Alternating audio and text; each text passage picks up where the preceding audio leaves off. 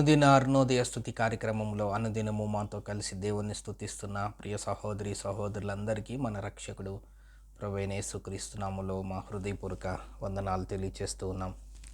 నేటి ఉదయకాలమందు మన స్తుతి అంశం ఆకాశ పక్షులను చూడండి. లూకాసు వార్త 12వ అధ్యాయం 24వ వచనాన్ని చదువుకుందాం. కాకుల సంగతి విచారించి చూడుడి, అవి విత్తవు, కోయవు, వాటికి గరిసె లేదు, కొట్టు లేదు, అయినను దేవుడు వాటిని పోషించుచున్నాడు. మీరు పక్షుల కంటే ఎంతో శ్రేష్ఠులు.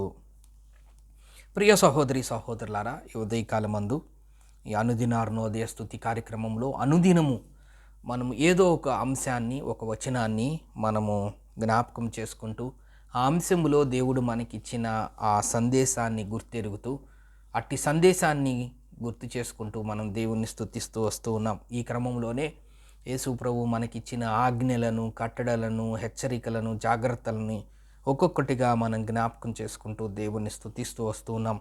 నేటి ఉదయకాలమందు దేవుడు మనకు జ్ఞాపకం చేస్తున్న ఒక అంశం జాగ్రత్త పడుడి అనే దానికన్నా చూడుడి, ఆకాశ పక్షులను చూడుడి, ఆకాశ పక్షులను గమనించుడి, ఆకాశ పక్షులను చూసి జాగ్రత్త పడుడి, ఆకాశ పక్షులను చూసి మీరు హెచ్చరిక తీసుకోండి అని దేవుడు జ్ఞాపకం చేస్తూ ఉన్నాడు.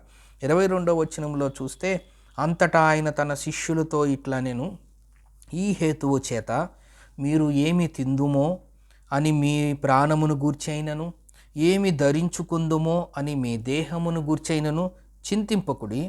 ఆహారము కంటే ప్రాణమును, అంటే దేవుడు చింతించద్దంటున్నాడు. ఏమి తిందామా, ఏమి త్రాగుదామా, ఏమి ధరించుకుందామా అని ఈ దేహానికి సంబంధించిన చింతింపకుడు, కానీ ఆహారము కంటే ప్రాణమును, వస్త్రము కంటే దేహము గొప్పవి కావా అని చెబుతూ ఆయన ఒక గొప్ప ఉదాహరణ చెప్తున్నారు.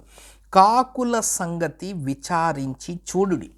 ఆకాశములో మనము కన్నులెత్తి చూస్తే ఆకాశములో అనేక ఆకాశములో ఎగిరే పక్షుల్ని ఆకాశ పక్షులు అంటారు. అందులో కాకి ఒకటి. కాకుల సంగతి విచారించి చూడుడి అని ఇక్కడ జ్ఞాపకం చేస్తూ ఉన్నాడు.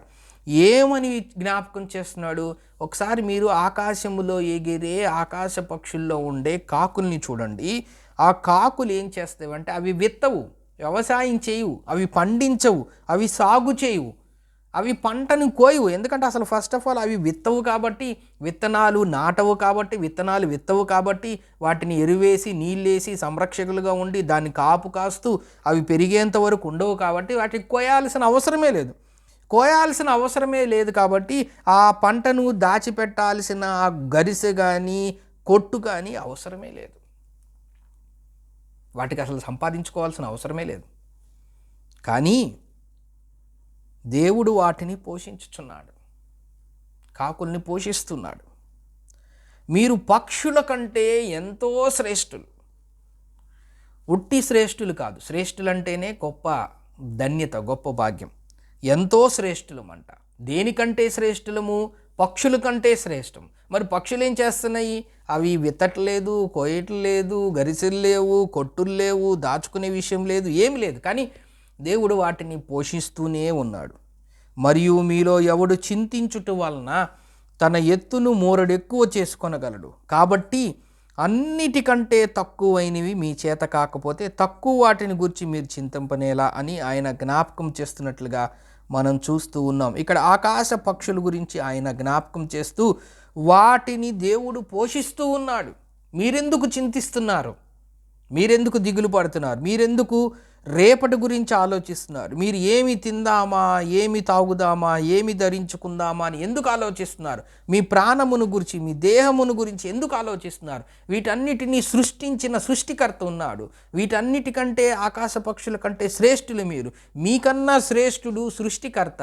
ఆయన వాటినే పోషించగలిగిందలేంది మిమ్మల్ని పోషించలేడా అని యేసుక్రీస్తు వారు హెచ్చరికతో కూడిన భావాన్ని ఆయన అక్కడ జ్ఞాపకం చేస్తున్నాడు. ఎందుకంటే ఆయన మనలందరినీ రక్షించడానికి ఈ లోకానికి దిగి వచ్చి కలువరి శిలువలో తన ప్రాణాన్ని అర్పించి ఆయన చనిపోయి తిరిగి లేచి ఆయన ఆరోహణమై తండ్రి కుడిపార్శ్వమందు కూర్చున్నాడు.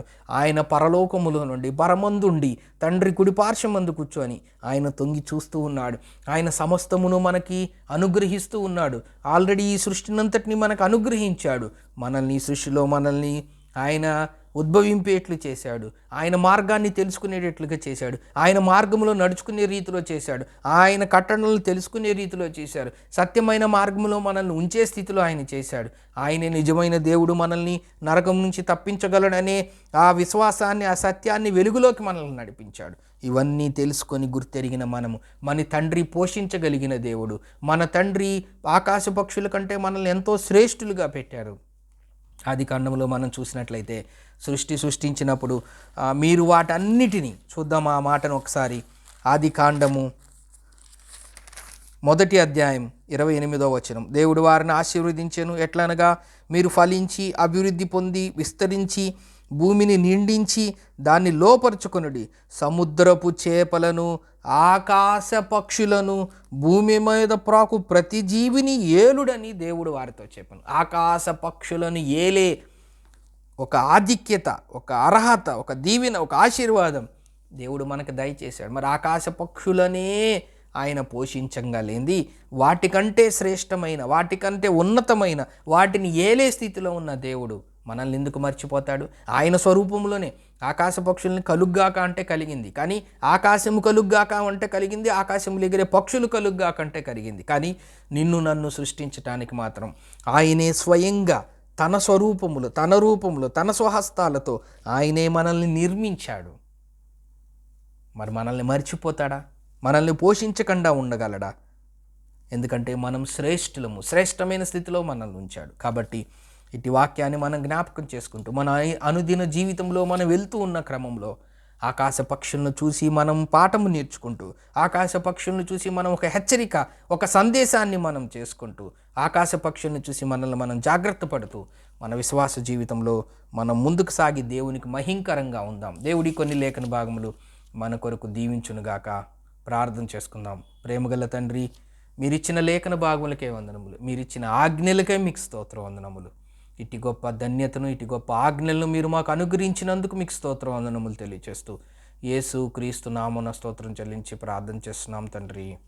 ఆమెన్.